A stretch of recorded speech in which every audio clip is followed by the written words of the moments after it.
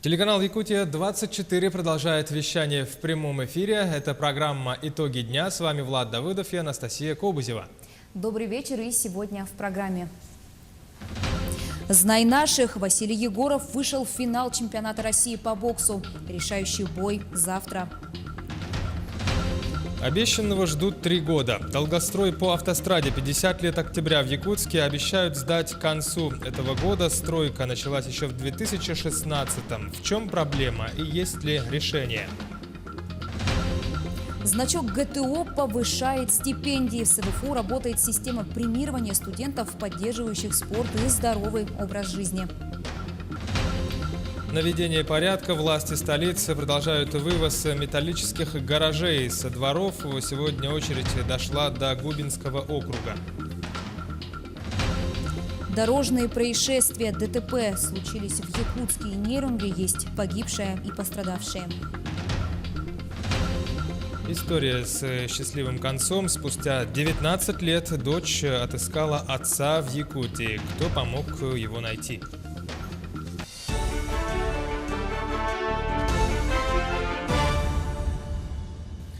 Якутянин Василий Егоров вышел в финал чемпионата России по боксу в Якутске. Он победил Артыша Саяна из Новосибирска в полуфинале.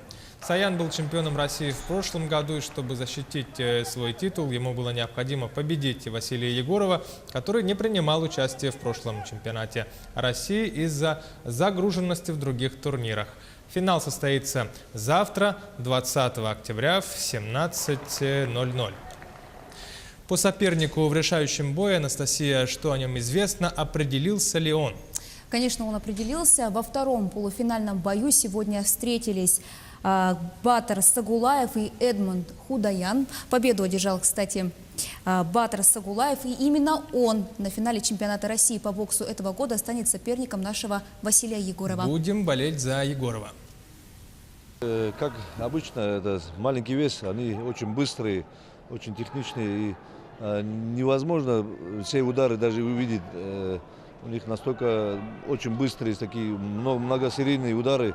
Поэтому очень хороший, красивый бой был. Для них было очень тяжело, и обоим психологически, особенно местному. Почему? Потому что дома очень тяжело бывает боксировать. И у него была двойная ответственность. Я думаю, что бой был очень интересным. Мне понравилось. Очень скоростной, очень хороший бой. К другим темам. Сегодня утром в аэропорту Якутск были задержаны вылеты и объявлена эвакуация.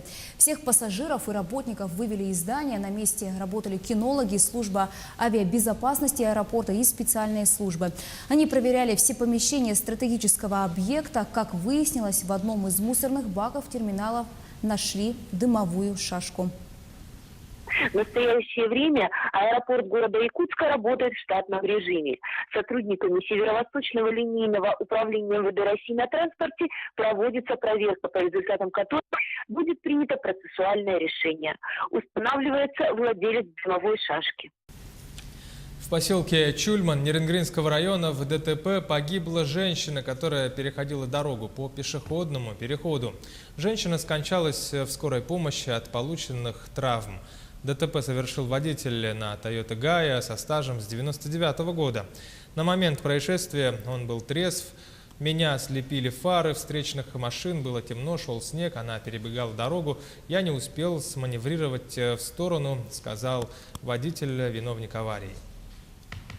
Еще одно ДТП произошло в Якутске на перекрестке улиц Орджоникидзе и Кирова. По предварительным данным, виновник – 29-летний водитель Toyota Land Cruiser 200. Он при повороте налево не пропустил пешеходов 82 и 78 лет, которые переходили дорогу по пешеходному переходу на разрешающий сигнал светофора. Оба пострадавших находятся в больнице. Очень жаль, конечно, пострадавших. Здесь необходимо в очередной раз напомнить автолюбителям о том, что сейчас на дворе один из самых небезопасных сезонов для вождения на дорогах. Транспорта в столице очень много. По данным, примерно у каждого третьего жителя есть авто. И только строгое соблюдение простых правил поможет избежать множества вероятных ДТП.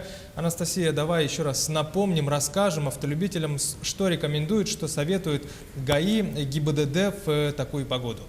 Да, действительно, это очень нужная информация. ГАИ обращает внимание водителей на метеоусловия, заморозки, понижение температуры и образование наледи. Автолюбителям рекомендуют выдерживать дистанцию, тормозить заблаговременно и всегда следить за исправностью автомобиля. Также ГАИ просит пешеходов быть предельно бдительными на улицах и дорогах.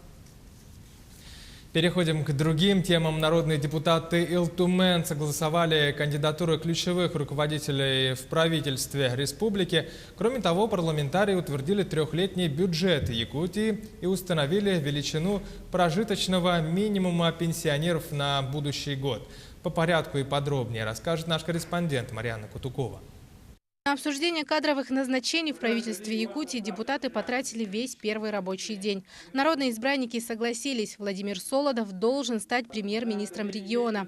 За него поручился глава Якутии. Айсен Николаев сказал, что за 3,5 месяца совместной работы Солодов показал себя настоящим лидером и опытным руководителем. Ключевыми задачами, которые мы видели перед собой за этот период, была, безусловно, ликвидация последствий паводка, одного из крупнейших в истории республики. В результате активного взаимодействия с федеральными органами власти республики было выделено 358 миллионов рублей из федерального бюджета для компенсации.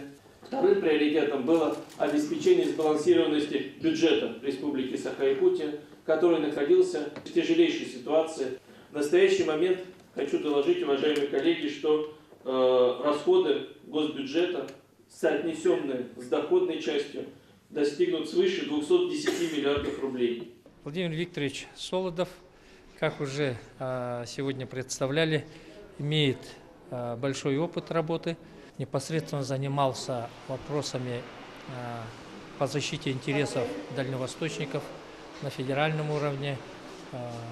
И считаю, что понимание масштаба фигуры, внесенные кандидатуры позволили сегодня Государственному собранию Илтумен в большом количестве, высоким уровнем доверия проголосовать и дать согласие главе Республики Саха-Якутия. Народные депутаты согласовали назначение двух первых заместителей Солодова – Алексея Стручкова и Алексея Колодезникова, 3 заместителей и 5 министров. Указы о назначениях были подписаны в тот же день. Все кандидатуры поддержаны. Я оцениваю это не только как доверие к моему выбору этих людей, но также и очень большую ответственность, которая сейчас возлагается на правительство, на утвержденных сегодня членов правительства перед всем народом нашей республики. Скорректировали и проект трехлетнего бюджета Якутии. Дополнительные субсидии в том числе направят на покупку молока у фермеров. Правительство сегодня согласовало сумму 99,5 миллионов рублей, которым, наша сейчас уже задача правительства довести его до получателей данной субсидии, до каждого человека, который сдает молоко. Мы сегодня понимаем, в принципе, 2019 год, по каким принципам будет формироваться бюджет. Установили и величину прожиточного минимума пенсионеров для социальной доплаты к пенсии на 2019 год.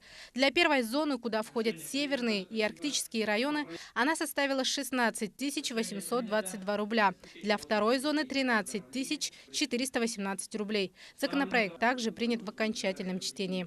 Марьяна Кутукова, Георгий Григорьев, Якутск. Власти столицы продолжают вывоз металлических гаражей со дворов. Сегодня очередь дошла до Губинского округа. Сюжет Анастасии Даниловой. Только с утра здесь между металлическими гаражами располагался контейнер со складом вещей внутри и машиной. Сейчас, как вы видите, здесь уже ничего нет. Некоторые горожане уверены, ржавые постройки не только мешают, но и портят внешний облик Якутска. Владельцы гаражей не согласны. За аренду участков они каждый год платят 6 тысяч рублей. Есть и те, кто не заключил договор об оплате за землю. На протяжении 3 месяцев мы не можем добиться от управы Губинский округ заключения с нами договора, и чтобы мы могли нормально проплатить за аренду земли под нашими гаражами. Это не капитальное строительство, его регистрировать не обязательно. Вот. А чтобы получить номер, грубо говоря, и заплатить деньги, вот у нас такие проблемы. Однако даже действующий договор с управой не спасет гараж от манипулятора. Правила городского благоустройства по размещению нестационарных объектов действуют с 2011 года. Находится дворовая территория, в которой проезжая часть имеется в виду есть, и охранная зона линейных объектов. Сзади металлические гаражи расположен магистральный трубопровод квартальный. Требования были поклонены только в августе. Само перемещение у нас началось 17 октября. То есть на этой неделе мы их начали перемещать только. В Якутске 4000 гаражей нелегалов. Только с территории Губинского округа в прошлом году вывезли 170 металлических коробок. Гаражи вывозить надо, все это прекрасно понимают, но возможности у мэрии они ограничены, в принципе. Наш двор, он как бы в центре города. Здесь попытались вывести гараж, он развалился, уже год стоит. Хотелось бы просто здесь навести порядок, наверное. Чтобы вывести один гараж, придется потратить 3 часа. Для подобных объектов предусмотрена специальная стоянка. Забрать можно в течение 6 месяцев. В противном случае гараж признается муниципальной собственностью. Но чаще его утилизируют. Анастасия Данилова, Владимир Павлов, Якутск. Долгострой по автостраде 50 лет октября в Якутске обещают сдать к концу года. Сегодня состоялась встреча с участием Министерства строительства, застройщика и дольщиков. Они обсуждали все вопросы вокруг этого проблемного жилого объекта. Вся проблема в застройщике. Строймонтаж 2002. Об их проблемных объектах на нашем канале выходил ряд репортажей за последние месяцы. Конкретно этот вышеназванный дом Строймонтаж 2002 обещал сдать еще 3 года назад, но позже переносил сроки ввода несколько раз. В чем проблема и есть ли решение? В теме разбиралась наш корреспондент Кристина Якупова. Долгожданное новоселье Галины Саввиной затянулось на 2 года. В 2016-м взяла ипотечный кредит, выбрала двухкомнатную квартиру. Застройщик уверял, через месяц ввод дома. Нам сказали, вот, сдаемся, все, мы им поверили, конечно. Потому что мы же знаем, что они получили титул как лучший застройщик. Ну, это мы же не просто так пошли квартиру купили, где захотели. Мы мониторили тщательно все, цены, застройщиков. Получилось так, что мы до сих пор ждем. С 2016 года дольщики ждут ключи от своих квартир, но дождаться никак не могут. Сдать почти готовый объект застройщик не может по причине накопления долгов перед ресурсоснабжающими предприятиями. То есть не могут начать работы по запуску тепла, воды и внутренней отделки. Долги компании «Строймонтаж 2002» 40 миллионов рублей. Это лишь по одному объекту. Основной вопрос остается по Якутэнерго, по задолженности, по договорам техприсоединения по теплу и по электроснабжению с Якутэнерго. Тут Якутэнерго выступает поставщиком как по теплу, так и по электроснабжению. Если этот вопрос решится положительно, мы будем предпринимать практически все меры, все возможные меры для того, чтобы этот вопрос решился, то этот объект будет введен в эксплуатацию до конца текущего года. Готовность дома 90%. Почему накопились долги? Оказалось, что Строймонтаж 2002 параллельно начал строить несколько объектов. Возможное решение проблемы – продажа нежилых помещений. У нас 3 помещения не продано первых этажов. Они находятся в первом подъезде, во втором подъезде, в третьем подъезде. Общая стоимость 48 миллионов. Только найдутся ли покупатели? Вопрос без ответа. Понятно одно – у застройщика все меньше времени, чтобы ввести дом. Очередная отсрочка, и терпению дольщиков придет конец. Кристина Якупова, Дюлустан Иннокентьев, Якутск. Сейчас реклама меньше минуты. Оставайтесь с нами и смотрите во второй части программы «Итоги дня». На развитие центров экономического роста автопарк Алданского политехникума пополнился бульдозером. Значок ГТО повышает стипендии. В СВФУ работает система премирования студентов, поддерживающих спорт. История с хорошим концом. Спустя 19 лет дочь отыскала отца в Якутии. Кто помог его найти? 20 миллионов рублей на приоритетные проекты. Это Якутия-24. Мы продолжаем выпуск. С вами Анастасия Кобызева, Влад Давыдов.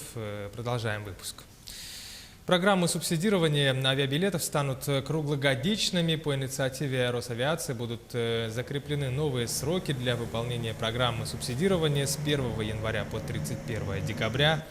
Ожидается, что изменения утвердят в ноябре этого года, и они начнут действовать с даты подписания соответствующего постановления.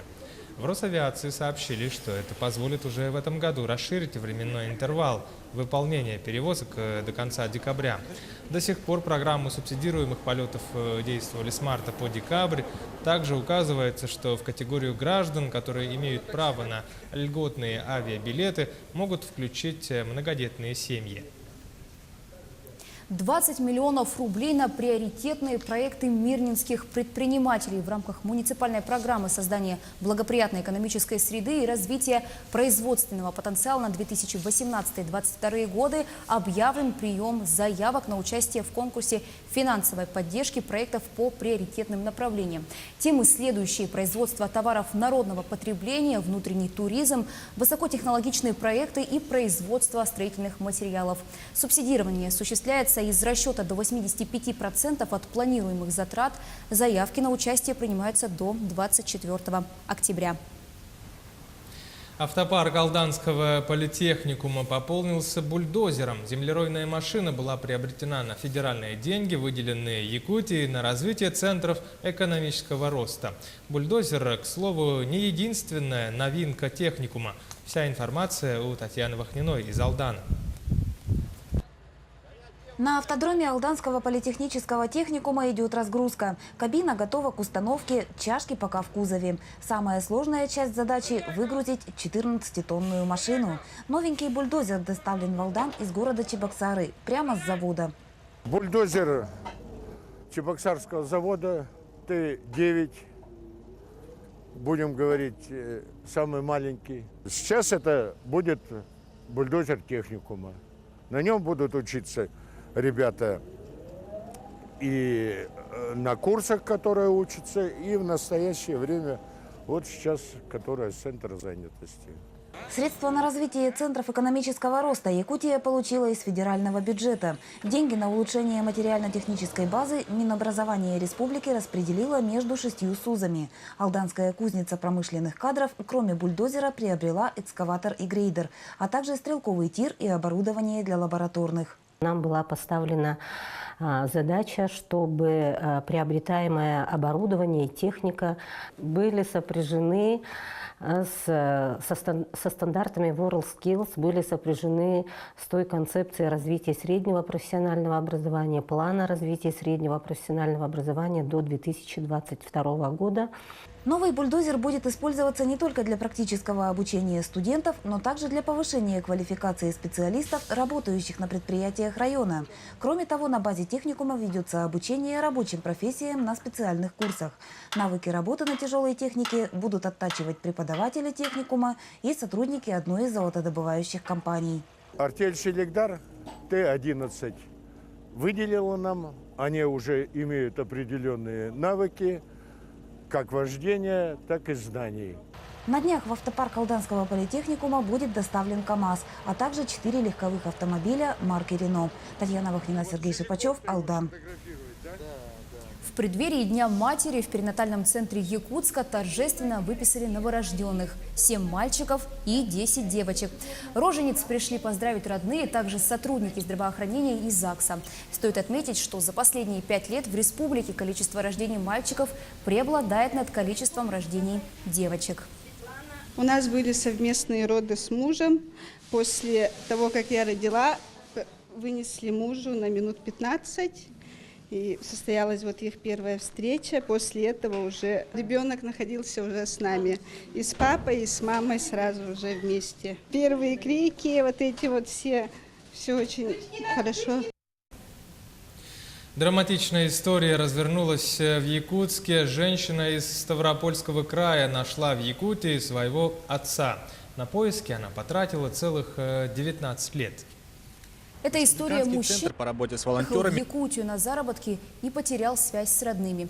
Его дочь пыталась искать его все это время, но поиски не давали результатов. Помогли местные волонтеры, рассказывает Юрий Осипов. В Республиканский центр по работе с волонтерами позвонила женщина. Представилась как Лена Владимировна Дрещева. Она рассказала, что долгие годы ищет отца.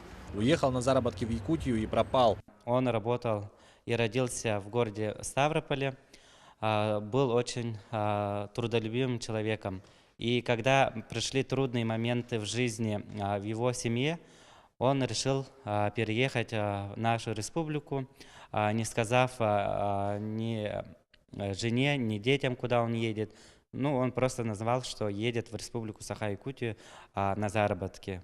Годы поисков результатов не дали. Решил обратиться к якутским волонтерам. Добровольцы обзвонили все дома для престарелых и инвалидов. Похожий пациент нашелся в Капитоновке. Эти поиски заняли всего пару часов, потому что в Якутске не так много таких домов. Начали расспрашивать от медсестер, то есть ли такой точный человек, а потом оказалось, что он реально там есть, живет. Владимир Петрович попал сюда, в дом для инвалидов и престарелых имени Василия Кононова, год назад из отделения временного пребывания Центра социального обслуживания города Якутска. Ребята стали навещать Владимира Петровича, помогли связаться с дочерью. Владимир Петрович тот человек, который, несмотря на трудности своего здоровья, держится молодцом прям. Мне показалось, что Владимир Петрович очень сильный человек. Он, несмотря на то, что живет здесь и пропал тем более 19 лет назад, он не сдался. Он в прекрасном расположении духа, хоть и находится после инсульта. Он жизнерадостный человек. После инсульта Владимир Петрович не мог ходить и говорить. Сейчас передвигается на ходунках. Ну и получает все необходимое лечение и реабилитацию. Значит, он получает сосудистую терапию, массаж, лечебная физкультура проводится, адаптивная физкультура занимается. В данное время в хорошем расположении духа. Ему нашлась дочка, ну и собирается к ней домой, в Ставропольский край. Прогресс заметный. Владимир Петрович уже пытается разговаривать. Давно приехал, тебя на свободу. На стройку. Тетя мать и город строили. В основном в Жатае, на заводе.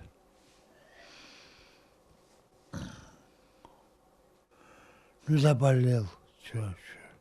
Что было с мужчиной до поступления в отделение временного содержания, неизвестно. Добровольцы составляют план, как Владимиру Петровичу вернуться домой. Дочь от общения с журналистами отказывается. Единственное, что известно, она уже написала письмо в Министерство труда и социального развития Якутии. Просит помочь. Юрий Осипов, Джулустан Иннокентьев, Владимир Павлов, Якутск. Первокурсники, обладатели значка «Готов к труду и обороне», получат прибавку к стипендии. В СВФУ с прошлого года работает система премирования студентов, имеющих значки нормативов ГТО. Дмитрий Тымыров расскажет подробнее. В этом году в Северо-Восточный федеральный университет поступили 106 абитуриентов со значками ГТО. 92 из них имеют золотые значки, 14 – серебряные. Значок ГТО не только показатель хорошей физической формы. Он дает шанс поступить в главный вуз Якутии. Благодаря значку я сейчас являюсь студентом СВФУ. Мне это очень приятно. Я являюсь обладателем значка ГТО, золотого значка. Я сдавал ГТО в 2014-2015 году. Это было в Мирнинском районе. Город Удачный. Я решил это сдать, так как уже знал, что при поступлении в СВФУ это даст дополнительные баллы.